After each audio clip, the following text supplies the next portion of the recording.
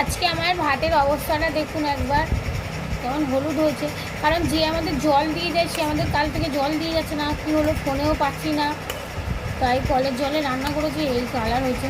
এখন উঠছে আর আলুটা মাখাবো, নিয়ে বসে পড়েছি থালা। আর এই হচ্ছে সোয়াবিনের তরকারি, উচ্ছে আলু সিদ্ধ খেতে কার ভালো লাগে। আমি আবার সঙ্গে একটা লঙ্কা নিয়েছি, আমারটা আমি লঙ্কা দিয়ে মাখাবো, একবারেই মাখাবো। আমি যখন খাবো একটু লঙ্কা নিয়ে নেব। সবসময় ভাজাই খাই, মাঝে মধ্যে ইচ্ছে করলো সিদ্ধ। বাবা কি গরম গো।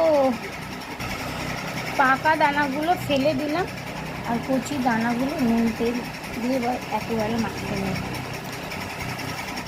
এটা ওর বাবার, এটা মেয়ের। আজকে ভাতটাও দেখুন জলের জন্য কেমন জাউ ভাত হয়ে গেছে। আমি এখানে রান্নাঘরে ভাত বাচ্ছি আর সে বাবা মেয়ে দুজনে, আবার মাছি, বাবা মেয়ে দুজনে টিভি দেখেই চলেছে। এই আমার ছোট্ট সোনা চলে এসছে। মা সেই বাটি করে দেওয়ার মতো ভাত নয় মা, আজকে ভাত মেখে গেছে বাবা, ওই জন্য আমি বাটি করে দিলাম না। সরো ভাত। ও আচ্ছা, কোথায় দেবো তাহলে? এখানে দেবো? আচ্ছা ঠিক আছে।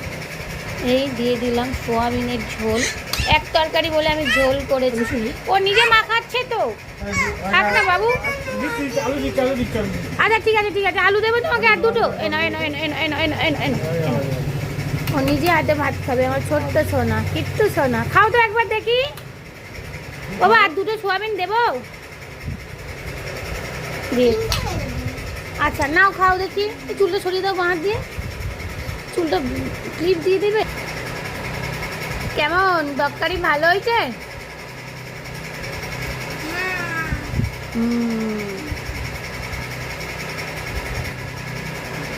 চলো টাটা, সবাইকে টাটা বলো। আমরা এবার খেতে বসেছি, টাটা।